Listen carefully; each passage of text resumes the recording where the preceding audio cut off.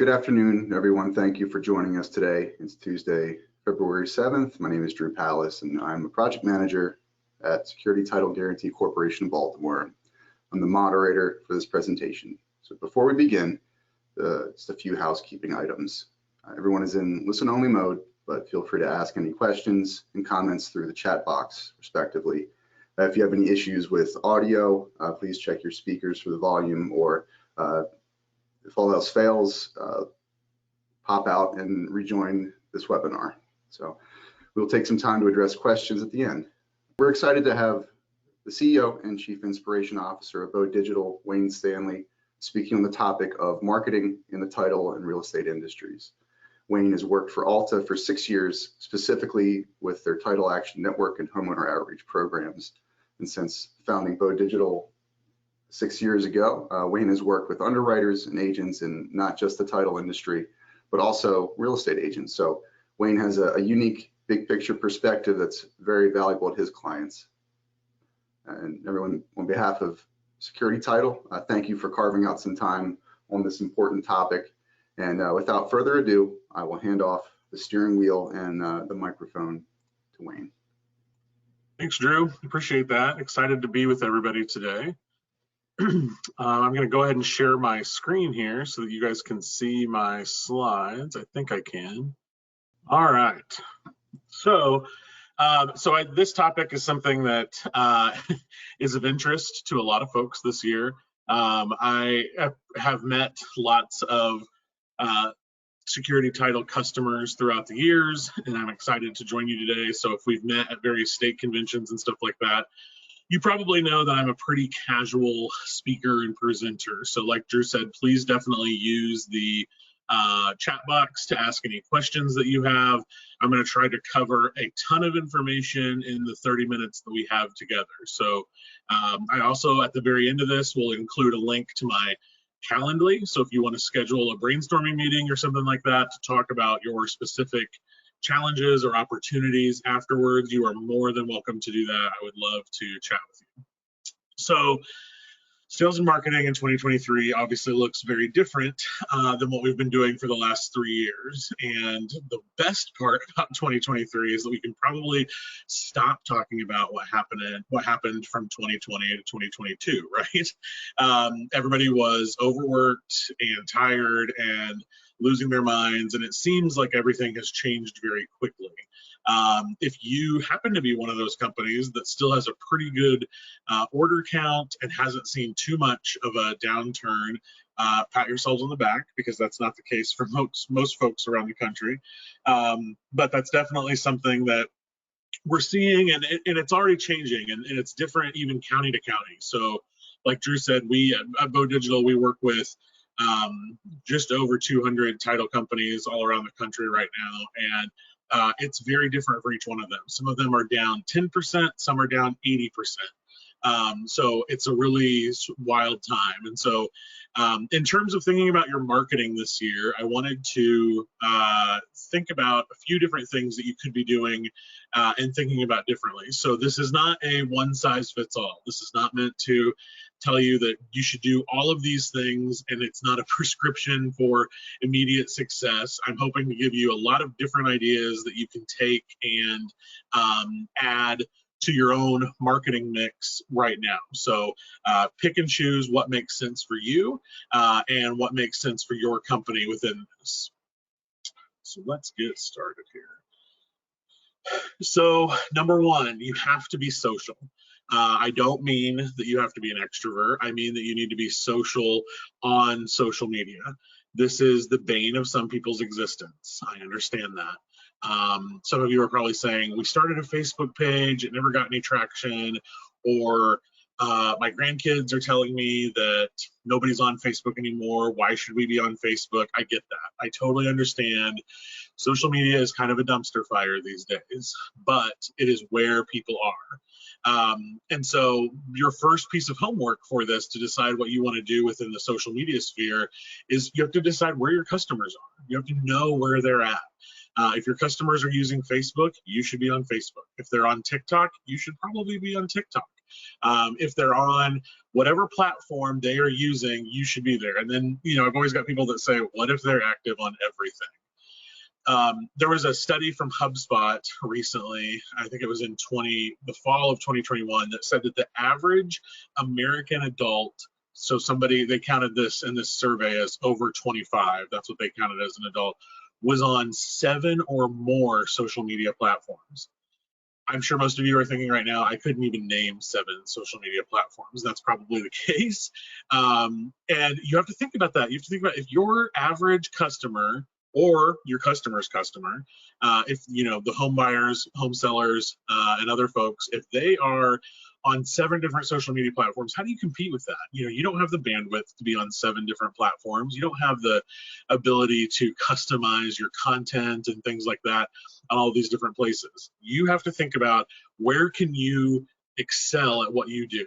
And you don't, some people get really lost in their marketing thoughts on this, and they are trying to think through, how do we be flashy? I hear this all the time. We're not the big flashy company. We're never going to be able to offer what so-and-so down the street does.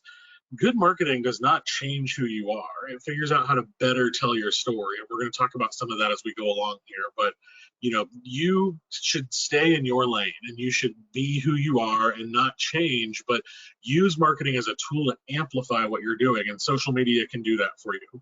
One mistake a lot of folks make when they start to get active on social media is that they sell all the time. Title companies will constantly say, use our calculator, check out our net seller sheets, use this tool, use that tool. We fastest closings in the county, we can help, we're super secure, all of this stuff. And that's great, but they don't care. They don't want to be sold to 24/7. And I know that's hard to hear sometimes. Not everybody loves when I say that, but you've got to think about what's going to interest your customers. So thinking about, finding articles about what are the best apps for mortgage lenders and investors and realtors this year, and sharing that kind of information.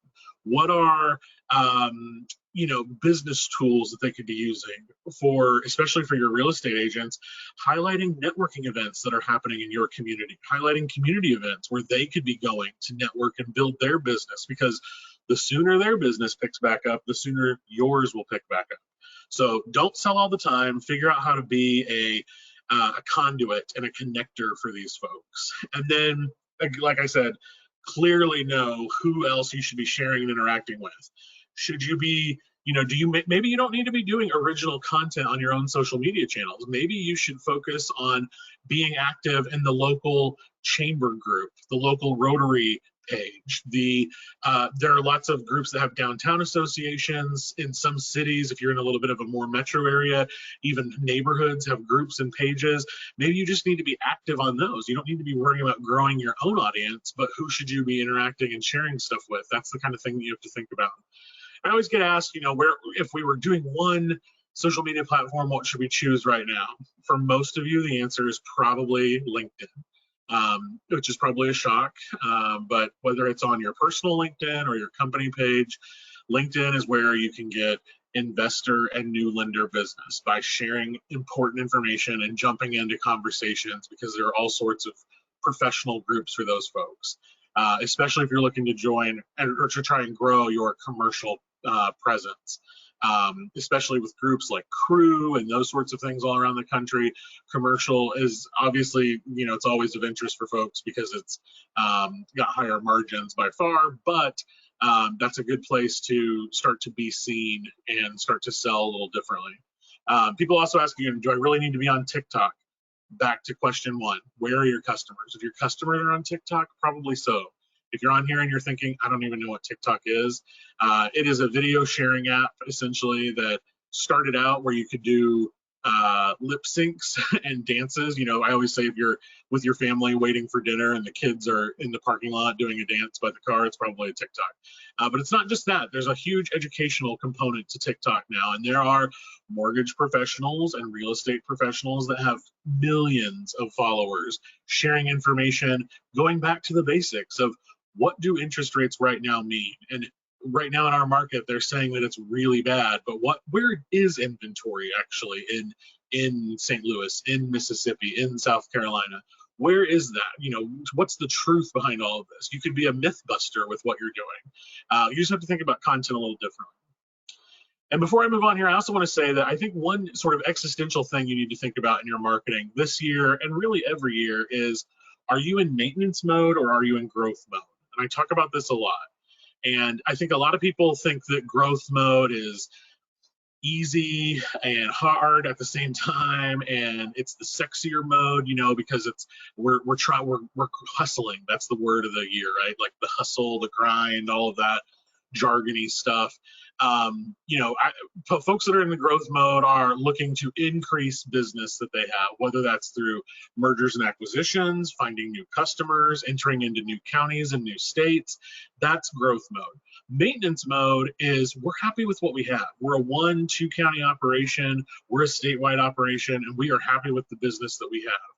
But I always tell folks, maintenance mode is actually the harder mode to be in. It is much harder to maintain the business that you have than to grow. And I know that's a little, you know, there are lots of sales books for general sales in this business world that would say the opposite, that it's easier to keep the business that you have, but not in real estate. And we know that our real estate customers, especially our realtors, you know, I love them, and I'm not saying anything that most of them wouldn't agree with, but sometimes they can be pretty fickle, and we all know that. And one bad deal can really change things for you. And so maintaining the business you have is important, because also a lot of companies don't pay attention to the business that they have, and they don't pay attention to those numbers until it's too late, until they're looking at a 6-month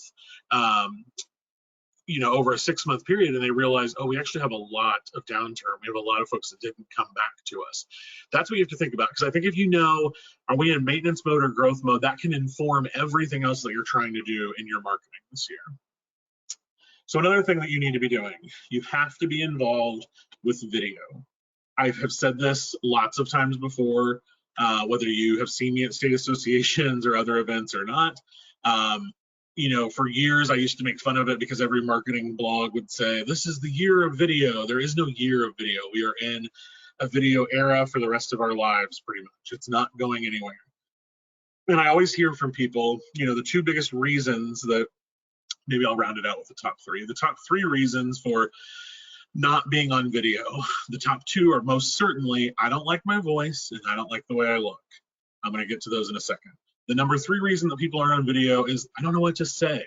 We're going to talk more about what to say here in a minute, but for the video, you know, when we do video trainings with our customers, I always say, you are brave enough to leave the house every single day.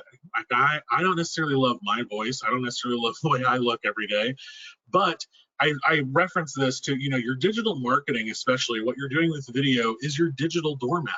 If I came to your office today and I wanted to meet with you because I had business to potentially talk about, if you didn't like the outfit that you wore today, or maybe you didn't feel like you look as fresh as you normally do, or you know, I don't want to make it a gender thing, but if you didn't do your makeup how you normally do, or it's a bad hair day, or who knows what, like we've heard all kinds of excuses over the years, you wouldn't say, oh, I don't like the way I look today, I'm not going to go up front and talk to them. You would come up and see me still. And you have to think about video in that way. And you can also plan ahead. You know, don't do it on the days where you don't feel like yourself, but be purposeful with it. And also, it doesn't have to be, you know, some of these pictures here show you can see tripods and microphones and lighting and all of that, but the majority of mobile devices these days can handle taking a standard video for you. Would I recommend that you get a ring light for 25 bucks on Amazon so that you've got good lighting wherever you are? Yes. Would I recommend that you double check the bookcase behind you before you record a video so there's not some weird book tucked into that bookcase that people can see? Yes. But do you need to invest in a $1,000 camera or hundreds of dollars worth of microphones and other things? Absolutely not when you're starting. People don't want Hollywood quality videos. They want something that connects with them and talks about something that's important to them. So video is really important and you've got to get started. And again, if you're still saying, I don't like my voice, I don't like my face, whatever it is, pick somebody else. If it's not you, who can be that person for your company? You really have to think about that. So finding and creating content on video. Like I said, this is the number 3 thing. We don't know what to say. It doesn't always have to be somebody on screen pontificating. I know there are several of you that are on our Bowe Digital email lists, and I send out videos all the time from our company. I send videos to our customers. Our team is encouraged. We often lovingly say voluntold to do more video to our customers. But it doesn't always have to be, when we're thinking about content, it doesn't always have to be you saying things to your customer. It can very easily include other things. I mean, I talk about this all the time, a community Q&A, thinking about somebody else in your community that you could interview and have on video. This is why magazines for all those years did Q&A interviews. It's because it's the easiest kind of content to create. They just have to come up with the question. The rest of it is on the respondent for what's actually being put in those articles. The same thing is true for video. You know, you can interview the mayor, your development corporation, any of those folks that are even tangentially involved in real estate. Interview an abstractor, interview an appraisal, a home inspector. There are lots of opportunities there for the community piece. You can also interview your team, you know, show faces. Really, right now with orders down, this is the time to humanize your company and remind them the people that make things happen and the people that worked so hard over the last 2.5 years to make all of this happen for your customers. Team interviews can go a long way. Doing customer highlights is also great. We had a customer that absolutely refused to do video, and she always said, you know, my customers would never do a video testimonial. That's just not who they are. And I said, I'm going to prove you wrong. Let me just sit in your office one Friday, and I'm going to ask every customer that comes in if they would be willing to do a video testimonial. Only 1 out of about 30, of course, this was in early 2022, so things were still much busier, but that particular office had about 30 closings that day. Only 1 person turned me down for a customer testimonial video that day, because it was simply, we were just telling them, can you just say thanks? Like, we appreciate the work. It didn't have to be some 5-minute video about what did they do for you and how great was it and all of those sorts of things. It can just be a really quick, this is how much I enjoy coming here for my real estate closings. This is the web they untangle for the title insurance piece for me. And then you can also riff off of what others have created. If you see an article that is about a new development in your community, do a video that responds to that. If you see, if you know that there have been a lot of questions on your team recently or from your customers about something, riff off of that. If you see an article in something from the title report or from Alta Title News or anything like that, talk about it. It doesn't have to be a complete original thought from you. No one's expecting you to be Picasso or Michelangelo with the stuff you're creating here, or Steven Spielberg, I guess, if we're talking about video, but you know, you can riff off of what somebody else has done and still find major success for yourself. And I say this a lot, you have to become indispensable to your customers. And what does that really mean? For me, it means you have to be a thought leader. And a lot of title companies really get this confused. I think that you can be a thought leader without being an expert in something. I market title companies every day, and without an ounce of arrogance, feel like I'm a thought leader for a lot of our customers on what they should be doing in their marketing and with content. I am not a title expert. I have not ever done a title search myself. I have not ever done a real estate closing myself, but I can introduce ideas that are helpful to my customers. And the same is true for title companies. This was really hard, you know, at the beginning of the pandemic, we were trying to get folks to do content to their real estate agents about, you know, how do you do a Facebook Live open house? And we had so many title companies that would say, oh, we can't share that because we don't know, we don't go live at our title company. So why would we tell the realtors that? You're giving them ideas to better their business. You're not saying, hey, look, this is how we're going to start doing Facebook Live open houses. You can introduce ideas and be a resource to them and be indispensable to your customers, especially in this kind of market, without having to be an expert in it yourself. And if the more you can wrap your head around that, the more success you're going to have. And this is the opportunity to think about those kind of conversations, because I tell folks all the time, if you have salespeople or anybody in your organization that is trying to meet with customers right now and are doing the old school, hey, do you want to meet with coffee? Or, you know, they do a cold call and they just say, hey, how's business? If you are not saving them money or making them money right now, they have no time for you. And so being indispensable by being a thought leader to them in this kind of market can be super, super helpful to you. So you also have to think about Google in all of this, and where does your website rank within Google, and what are you doing with content? And right now I'm not going to spend too much time on this, but 200 billion searches are happening on Google every single month. 50% of them are only 4 words or less. We are an industry that tends to be extremely verbose. That may even be a verbose, redundant phrase, extremely verbose. We are verbose. We love the words. We love the paper. We love everything. And as much as we've cut out paper in the last 10 years, we have not cut out the words. And we have to think about that. How are people searching for us? They're not searching for 50-word sentences. They're not searching for 300-word paragraphs. They're searching simple phrases for your company. 30% of those 200 billion searches are local. It's people searching for local services.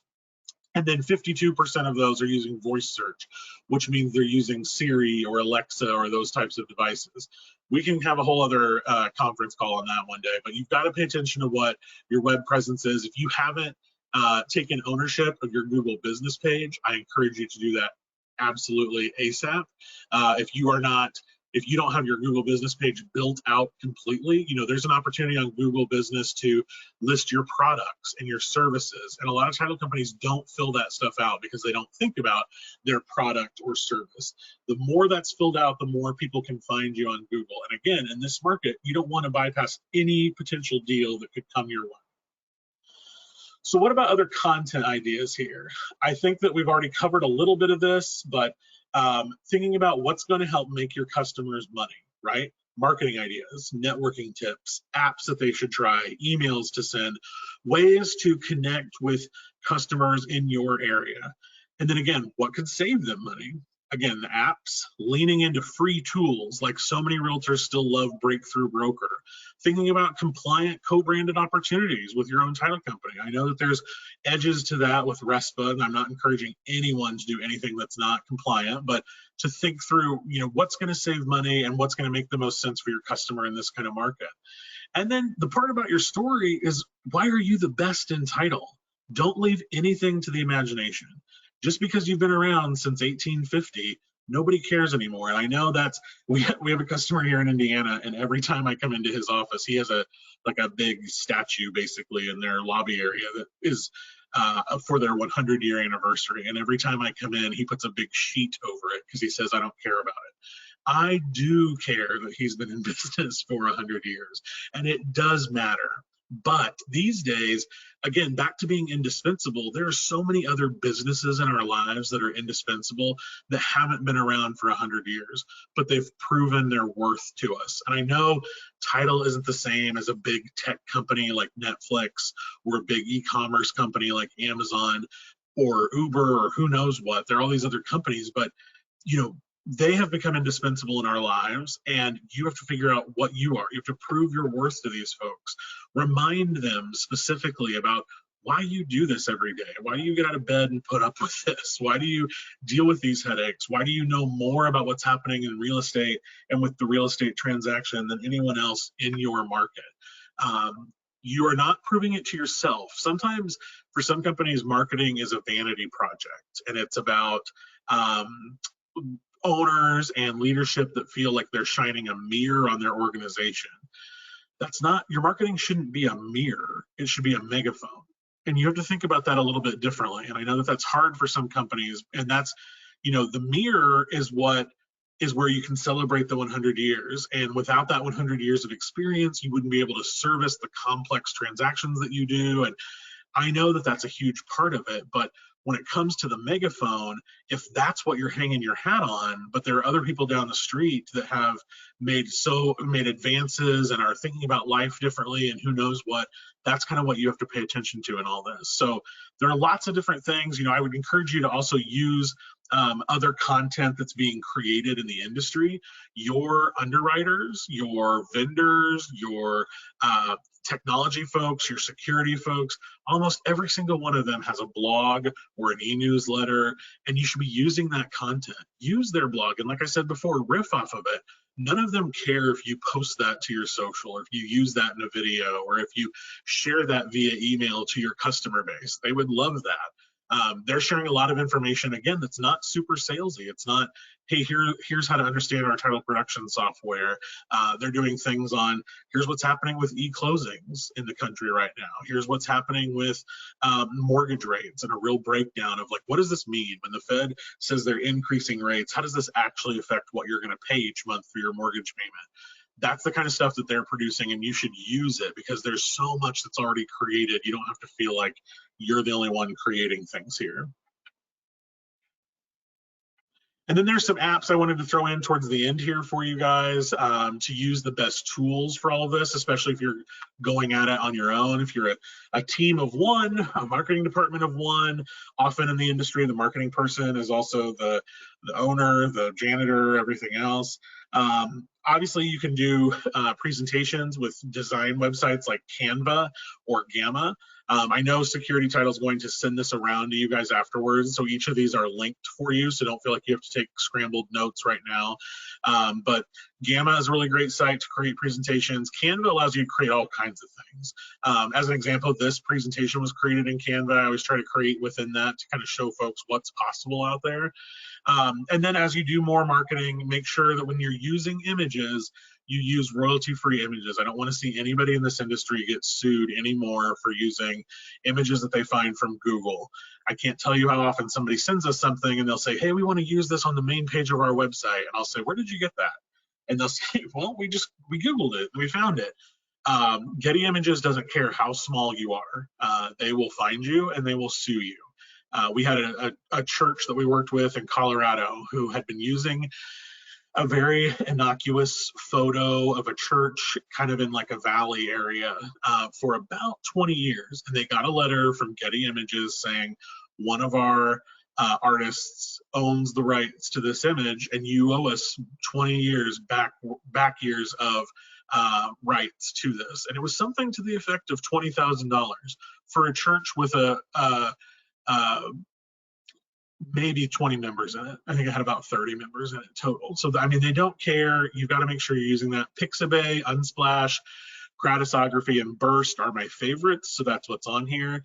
You can also look for free videos to use for background videos and things like that. Canva has videos you can use, but Mixkit and Pixabay are also really great. And then now's the time, now that you can breathe a little bit, lots of your companies introduced a lot of technology in the last 3 years. Now's a great time to do better education. We did not do a good rollout as an industry for this technology that we added, whether it's an AI tool or an automation or a security feature or who knows what. We were all holding on by the seat of our pants, and we did not do a good job teaching people how to use these tools. And so now's a good time to do that. And Scribe is a wonderful tool for it. I think you can do up to 5 free tutorials each month with Scribe, and basically it allows you to screen share and record your voice and then turn it into a how-to guide very seamlessly, and it'll look like you paid a lot of money for a how-to guide for your tools. You can do it for your calculators, your net seller sheets, who knows what. I can't encourage that enough. And then in this piece here, I want to encourage you to stay positive. That's really hard right now because there's so much news out there, but stay positive what's happening, help promote real estate in general. The news is absolutely brutal. So create your own press releases. You know, every single month, there's a jobs report. When the jobs report is positive, put out a press release with a statement about how this is going to affect real estate in your community. Create pro real estate content, you know, like using a realtor versus a FSBO, the benefits of this market. Like I said before, myth busting, that sort of thing, that can all be really helpful. And then also back to the basics, there are millions and millions of home buyers that want to enter the market this year that have never purchased a home before, and reminding ourselves that we've got to explain the real estate process. That's something we have talked to a ton of realtors in the last 6 months, trying to figure out what do they want to see and what's going to help them. And they said, look, we're answering so many questions about bare bones basics of the process. We're more likely to share content if it talks about, you know, starting by getting pre-approved, working with a lender, all of that kind of stuff can be really helpful. We haven't had a lot of time to educate in the last 3 years, so now's the time to up your game. And I do not mean a boring lunch and learn. I don't mean a lunch and learn where you spend a lot of money on lunch and nobody remembers anything. be indispensable to your customers. Think about what's really going to move the needle and be helpful to them. In some cases in this market, you're going to see bigger results by being really smart with your networking and your marketing and not doing the buckshot approach or casting the widest net possible. Being really purposeful with what you're doing is what's going to take you the furthest. And with that, that takes us right up to 30 minutes. I'm hoping that Andrew or that Drew will still give us a few minutes for questions here if you have them. But if you want to, I put on here, if you want to think about some cheat codes or brainstorm more for your own marketing, I would love to talk. My email is wayne@bowedigital.com. And again, my Calendly link is on there. Drew and Security Title is going to share this with everybody afterwards, but I really appreciate your time today. And I hope you found a nugget of something within this that you can take into your own operation. Wayne, thank you so much. If anyone has been holding on to a question, please put it into the chat box now. But a couple questions that we have so far is, you gave us a lot of information, but what is one thing that we can start doing to gain customers' attention immediately? One thing I didn't touch on for very long, but I think if you're looking for what you're going to get immediate response with, it would be marketing emails. Get a MailChimp account, get a Constant Contact account, pull your list of customers from your title production software and start emailing your customers. Remind your residential customers that you can also do commercial work and vice versa. Talk about the tools and services you have. Talk about the different types of content that we've discussed today. But I think email marketing is one that can move the needle and get you response pretty quickly. Great. There was a question that came through about software and hardware, how to get started, and you have all the links of where to find the images and some more modest Photoshop tools with Canva and Gamma. But as far as hardware goes, is a phone enough and the phone microphone enough, or should someone look into a lower end tabletop microphone? What are your thoughts on that?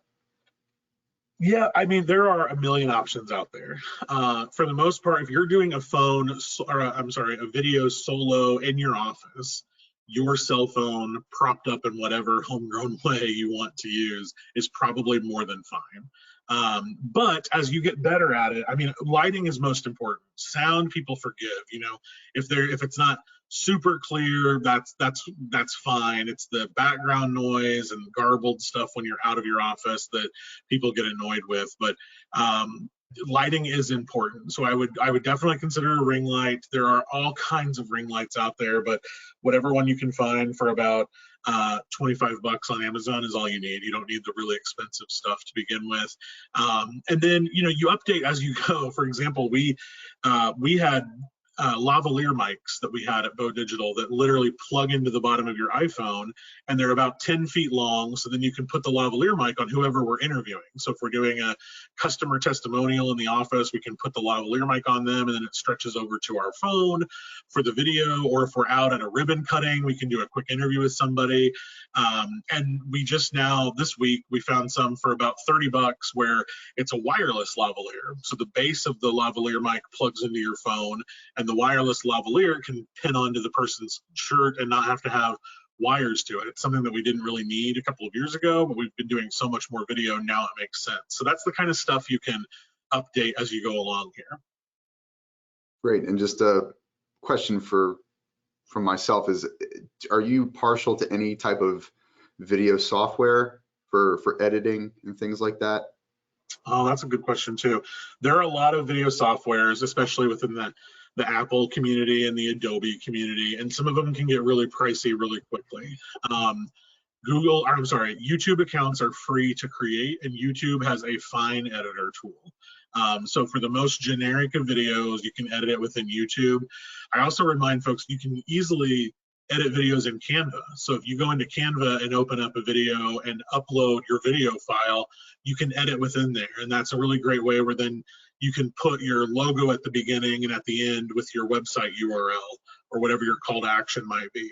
And they have free Canva accounts that you can have that gets you almost everything that they offer. And then there's some paid ones too that aren't too much, but for the economic person, for the offices with smaller budgets, don't try to do the Adobe stuff and all of that right away. I would definitely just look at YouTube and Canva for video editing.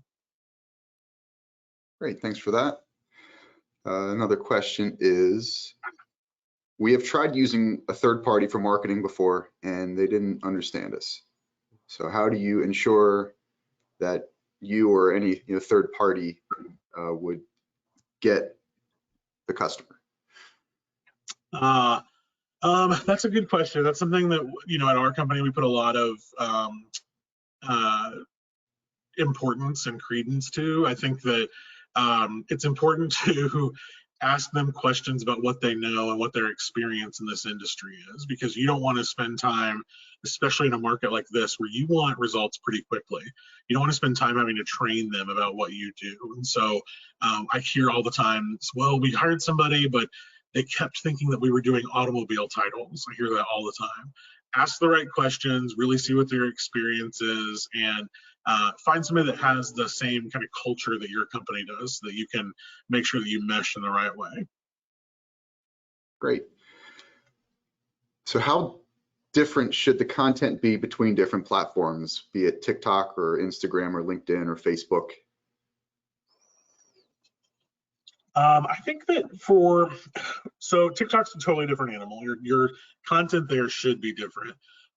If you've ever seen Instagram Reels is their version of TikTok. Lots of people just upload their TikToks to Instagram Reels, and that's totally fine. But when it comes to content across the more traditional social media platforms, it's okay to share similar content. I just wouldn't do it all at the same time. I know that you can connect Facebook and Instagram and LinkedIn so that you press one button and it goes out to all of them all at once. That's great if you're just getting started, but overall I wouldn't recommend that, because it's a good way to get ignored by your audience. Because if you post on all three platforms at the same time, and in the morning I scroll through and I see it on Instagram and I'm like, oh, that's interesting, I might come back to that later, and in the afternoon I see it on LinkedIn, I'm more likely to scroll past it when I see it on LinkedIn because I already saw it. I've already seen it once, especially if it's something really quick, like an image for your website tools or who knows what. So I would at least, we always call it inverting the calendar. So if you're going to schedule some of that stuff, it's okay to have it go out on the same or on different platforms, but put it on Facebook and Instagram at the beginning of the month, and on Twitter and on LinkedIn at the end of the month or something like that. Just mix it up a little bit. You should be okay. Good point. So this next question is specifically about posts that are designed to get customer feedback, and it says, direct customer feedback is something we'd like to get, but I'm worried that if I post a poll or a question asking for feedback, getting no response or a minimal one will look bad. Do I need to build things up to a point to get that feedback, or am I doing something wrong? I would love to know who this is. You probably need a hug, because I know that getting the customer feedback is difficult. We hear from a lot of companies that pay a lot of money to outsourced companies to try and get that. And in case any of you are like, what does that really mean? They're talking about things like Google reviews and Facebook recommendations and things like that. Typically, it could mean other things as well, but I would not, for the average title company, unless you have a multi-state, multi-office operation, I would probably not pay the money to outsource that kind of work. To do the surveys to customers and try to get those reviews, it's a bear and it's very hard. You don't need that many. You don't need a mountain of 5-star reviews to do that. And I'm actually, whoever asked that, most people are worried that if they ask, they're going to get negative feedback. And even if you get negative feedback, that's life, that's just part of it. But be specific in who you're asking. There are ways to incentivize it that are RESPA compliant. There are ways that some title companies have done promotions, like anybody that reviews us this quarter is entered to win a $25 gift card. So it's not saying people that give us business, anything like that. It's saying that if you submit a review in this 3-month period, you can have a gift card. That kind of stuff typically helps. And then, like I said, being really specific in what you ask, but you do not need to wait until you have, some certain number. There are some title companies that only have 3 5-star reviews. I would just make sure that they're current. I mean, the problem with a lot of companies is that they have 5-star reviews, but they're from 2004. And that doesn't tell me that looks worse to me than if you had a negative review last month, because I can tell that that's probably a one-off experience. But if no one's had a good experience with you for 15 plus years, that looks worse to me. For sure. And then the last question before we wrap up here is, what if we just want to start over on our social media? We hear that a lot, where they're like, we just need a fresh take on it. That's the best part about marketing, and I think that's hard in title because we're not used to that. But to me, the best part about marketing in general is that there are very few rules. And so if you want to start over on your social accounts, just start. That's the hardest part for people. Your audience isn't going to remember. If you haven't been active for a while, you're not showing up in their timelines anyway. So just start there. You might have a few customers that look back to say, holy cow, didn't they used to post like cat pictures or something? Or didn't they used to post weird real estate memes? Who knows what they might think, but that's not going to be the bulk of your customers. Most of them won't remember. Not that you're not super important in their life, but they're not going to remember. And so I would say just start and then be consistent, whatever that is for you. You don't have to publicize what consistency will be, but if that means restarting fresh is 2 posts a week, and you're going to commit to that, and every Monday you're going to spend 10 minutes to figure out what those 2 posts are, that's what you should do. Very good stuff. So we have reached the end of our webinar today. We're out of time. My apologies if we have not addressed your specific question, but please feel free to contact any of these speakers or your security title representative directly. I'll be emailing this webinar out to the attendees today. And thank you for joining us. Please be on the lookout for our announcements for future webinars. And we're excited to be doing these more frequently and look forward to having you join us for next month's webinar.